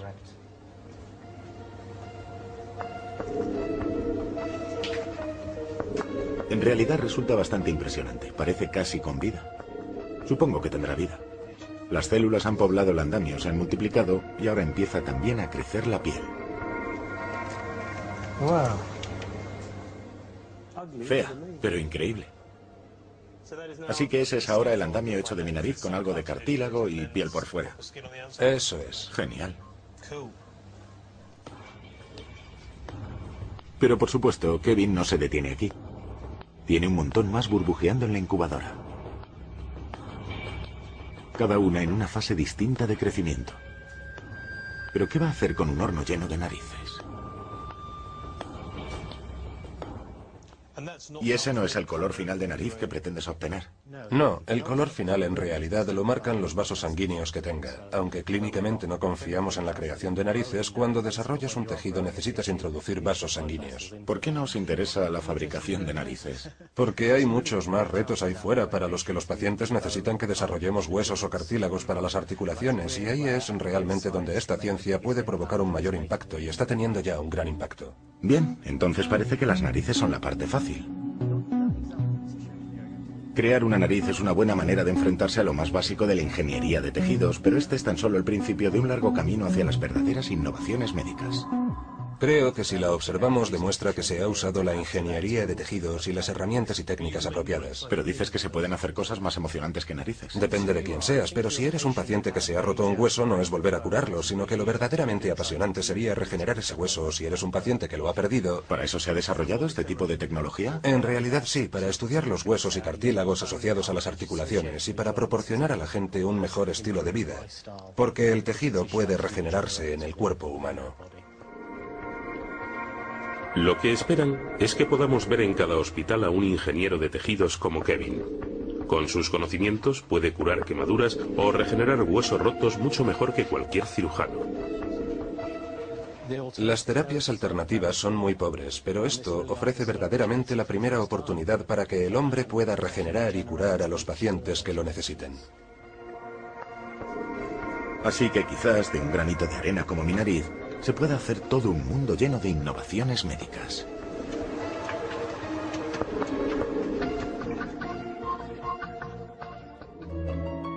Estamos a punto de finalizar nuestro recorrido por la granja. Hemos aprendido a crear vacas con sangre milagrosa, ovejas con órganos humanos o incluso a hacer una nariz en un tarro. Pero esto no acaba aquí. ¿Qué pasaría si no necesitáramos desarrollar órganos en un laboratorio o en una oveja?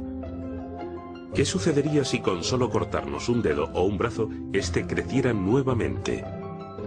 Ya han empezado a trabajar en ello en la granja. Me han dicho que lo que podría ser el santo grial de la medicina se descubrió por pura casualidad en un ejercicio rutinario de genotipado de ratones. Supongo que es el tipo de casualidad que se esperaba que ocurriera en el laboratorio. Teníamos un grupo de ratones como estos. Les perforamos las orejas con distintos perforadores. Y 3 semanas después, cuando vine a ver a los ratones para ver si les había afectado en algo el experimento, los agujeros de las orejas habían desaparecido completamente. Durante el transcurso de un experimento rutinario, la doctora Heber Katz descubrió inesperadamente que estos ratones tenían una habilidad totalmente extraordinaria. Sí, empezamos a ilusionarnos todos mucho, pero tuvimos que rehacerlo, así que les volvimos a perforar las orejas y después les observamos durante 3 semanas, y los agujeros iban disminuyendo con el paso del tiempo hasta desaparecer completamente. A este ratón se lo hicimos hace 2 días. Ahora te voy a enseñar un ratón al que se lo hicimos hace 11 días. Si se observa detenidamente, se aprecia que no hay ninguna cicatriz en la oreja del ratón. Y a este ratón se lo hicimos hace 3 semanas. Por tanto, las orejas de estos ratones no cicatrizan de manera convencional, sino que se regeneran como si la herida nunca hubiera existido. Esta capacidad de regeneración es un poder extraordinario. Esto puede verse más claramente en otro tipo de animales. Por ejemplo, si le cortas un brazo a una estrella de mar o una pata a un anfibio, como por ejemplo una salamandra, vuelve a crecerles. Pero se suponía que tras millones de años de evolución, los mamíferos como los humanos y los ratones habían perdido esta capacidad. Hasta que la doctora Heber Katz descubrió a los ratones mutantes. vienen de una cepa de ratones que se suelen usar mucho en las investigaciones científicas. De pura casualidad, cuando se estaban creando estos ratones, sus habilidades regeneradoras volvieron a aparecer. Cuando observé lo que pasaba con los anfibios, me di cuenta de que era algo muy similar a lo que estaba ocurriendo. Y se lo conté a la gente y les dije, ¿pero qué son mamíferos? Los mamíferos no se regeneran. Se supone que si los ratones de la doctora Heber Katz se pueden regenerar, es posible que otros mamíferos también lo puedan hacer. Puede que tengamos los mismos genes regeneradores que han reaparecido en estos ratones, y aunque de momento no han regenerado extremidades completas, como las estrellas de mar, los ratones de la doctora Heber Katz muestran tener unos poderes extraordinarios. Aparte de las orejas, hemos trabajado con su corazón y les hemos hecho pequeñas incisiones en una parte del mismo. Les hemos quitado una pequeña parte del corazón y se ha curado, se ha regenerado, ha seguido funcionando, su estructura se ha mantenido y su curación ha sido casi perfecta. Una vez que se identifiquen los genes que hay detrás de este poder regenerativo, las repercusiones en el mundo de la medicina podrían ser enormes. Hay muchas cosas que dependen de estos descubrimientos. Podremos regenerar tejidos, órganos en mamíferos, en seres humanos. ¿En seres humanos? Sí, por supuesto. ¿Cree que se podrá lograr a lo largo de nuestras vidas? ¿La gente podrá regenerar sus propias partes del cuerpo? Bueno, creo que podremos regenerarnos. Es decir, creo que definitivamente cabe esa posibilidad. La otra posibilidad es que seamos capaces de reemplazar las células en cualquier momento para que no tengamos poblaciones de células envejecidas.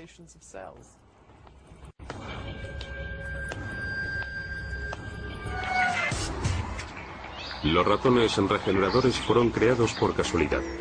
Pero en otro lugar de la granja, los científicos están creando deliberadamente ratones con el ADN modificado. En la última parada de nuestra visita biotecnológica, nos aventuramos en uno de los retos científicos mayores de todos los tiempos: intentar entender cómo controlan los genes nuestro destino. Los genes desempeñan un papel tan importante en nuestra vida que determinan el tipo de persona que desarrollamos y que terminamos siendo. Es el verdadero reto de la genética del futuro y es muy emocionante porque permite que nos entendamos mejor a nosotros mismos como individuos. Giles está a punto de entrar en un lugar en el que están haciendo trabajar a animales para entender mejor a los seres humanos. Las criaturas que se están estudiando son tan importantes que se tiene que poner ropa protectora para asegurarse de que no las contamina.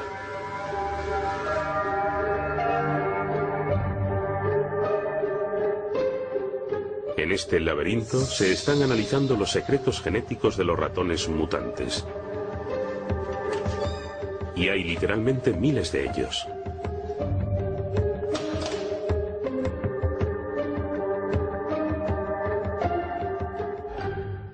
El ratón es un buen modelo para el hombre. Aunque sea pequeño y peludo y nosotros seamos grandes y no tan peludos, sabemos que su fisiología y su bioquímica funcionan de una manera muy similar a la nuestra. Es como la ciudad de los ratones. Míralos en estos bloques tan altos. Por lo visto, los ratones y los seres humanos comparten un 90% de genes, y para estos genetistas esto es enormemente útil. Sabemos que en la población humana existen todo tipo de alteraciones de ADN. Tú tienes alteraciones de ADN. Esas alteraciones hacen que seas más susceptible en el futuro a padecer Alzheimer, enfermedades cardiovasculares o diabetes con el paso de los años. Necesitamos conocer la relación existente entre estas alteraciones y lo que ocurre en los seres humanos. Podemos estudiar cómo los genes provocan enfermedades en los ratones y podemos traducirlo en cómo los genes causan enfermedades en los humanos. Para averiguar cómo funcionan los genes en los ratones, primero se les inyecta a los animales una sustancia química que altera aleatoriamente el ADN en su esperma. Se les ha puesto la inyección a todos estos ratones. De hecho, 3 inyecciones diferentes que alteran su esperma para que cuando se regenere, todas sus crías sufran mutaciones. Los ratones machos con el esperma mutado se colocan en jaulas para aparearse con las hembras. Cuando nacen las crías, se examina cada una de ellas detenidamente para descubrir los rasgos atípicos que puedan tener. Parece bastante normal. Comprobamos al detalle dónde tienen los dientes, si tienen el número correcto de dedos o el número adecuado de colas. ¿Suelen tener más de una cola? Pocas veces. Las mutaciones en el esperma son totalmente aleatorias, de manera que nadie puede predecir el tipo de ratón que va a resultar. ¿Ves? Tiene la oreja mal. Cuando se descubre una característica fuera de lo normal, los científicos buscan el gen que la ha provocado. Y buscan cualquier tipo de gen, desde los que provocan cáncer hasta los genes que causan un comportamiento dominante. Pero mis ratones favoritos son los que tienen un defecto mucho más humano. Bien, así que estos son los ratones alcohólicos. Sí, estos son a los que les vamos a hacer la prueba de preferencia de alcohol. ¿Y tienen preferencia por él? Sí, como verás, en la jaula hay 2 botellas. Dios. Una de ellas es de agua. Y la otra contiene un 3% de alcohol. Que es bastante alto, un 3%. Los científicos creen que parte de la razón por la que la gente se vuelve alcohólica es por la genética. Estos pequeños beben el equivalente de 2 botellas de whisky diarias. Este es en realidad un test de preferencia para el ratón. Tiene que decidir algo, ¿vale? Si quiere ir hacia la botella de agua o si desea ir hacia la de alcohol. Como los alcohólicos. Sí. Para averiguar por qué beben los ratones, se les anestesia y se les hace un escáner cerebral. Los científicos descubrieron que a los animales les falta una sustancia química neuronal crucial, algo que hace que se sientan nerviosos e irritables todo el tiempo, y se cree que beber alcohol les hace sentir más relajados. El gen que causa este problema ha sido descubierto, y el impacto del descubrimiento puede ser enorme. No hay duda de que si entendemos mejor la relación entre un gen y una enfermedad, no solo estamos entendiendo el síntoma, sino que también estamos entendiendo el mecanismo que provoca que una persona beba demasiado alcohol.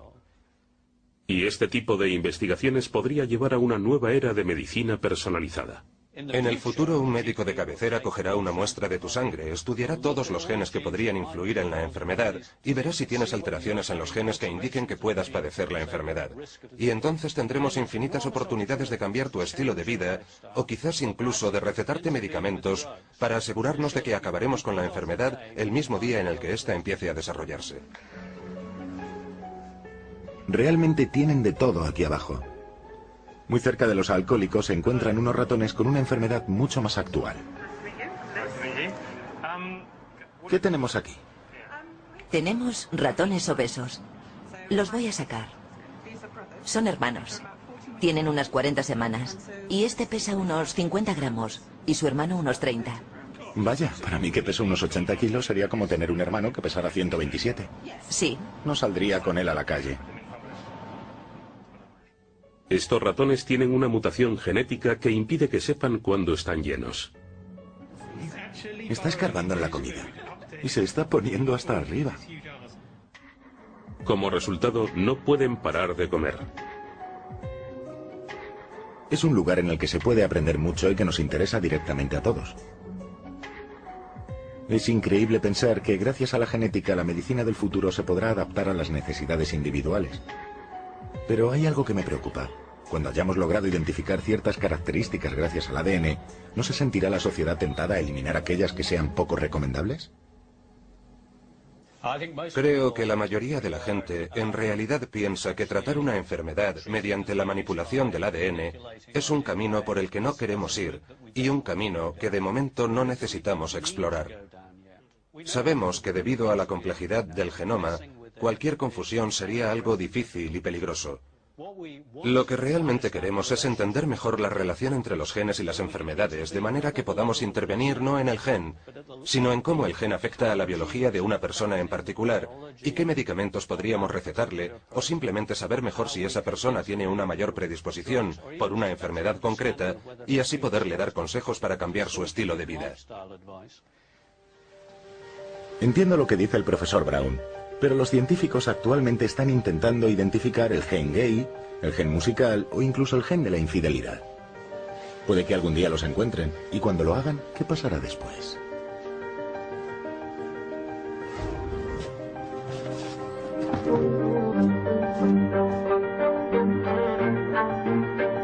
Nuestro recorrido por la granja llega a su fin. Nunca antes se habían reunido en el mismo sitio tantas criaturas tan diferentes creadas por la ciencia. Desde los pollos sin plumas hasta los caballos clonados. Desde los conejos verdes a los supersalmones. Hemos conocido los límites de la investigación genética. Y ahora que lo han visto todo, ¿cambiarán de idea nuestros intrépidos reporteros? La única diferencia que veo entre antes y ahora es que ahora tengo algunos conocimientos. Antes simplemente pensaba que la clonación y la transgénesis y todas esas cosas eran algo espeluznante, que iba a hacerse de manera descontrolada y que no podríamos hacer nada por detenerlo. Ahora no pienso así. Ahora entiendo hasta cierto punto lo que intentan hacer los científicos. Entender mejor la parte científica me ayuda a no asustarme tanto con algunas de las cosas que hacen. Hablas como si te hubieras convertido. He visto demasiado y no tenía ni idea de hasta dónde se había llegado ya. Y aunque creo que médicamente algunos de los avances son casi milagrosos, mi preocupación se centra en el ámbito culinario y no me preocupa el tipo de alimentos que pueden producir porque vayan a hacernos algo terrible. No creo que haga falta preocuparse. Olivia Judson siempre estuvo a favor de la modificación genética, pero ¿qué es lo que más le ha llamado la atención? Estoy sorprendida por lo avanzada que está la tecnología. Creo que es fantástico que hayamos llegado a entender así una naturaleza que es tan sofisticada, que podamos hacer estos experimentos. Cuanto más sé de biología, más increíble me parece.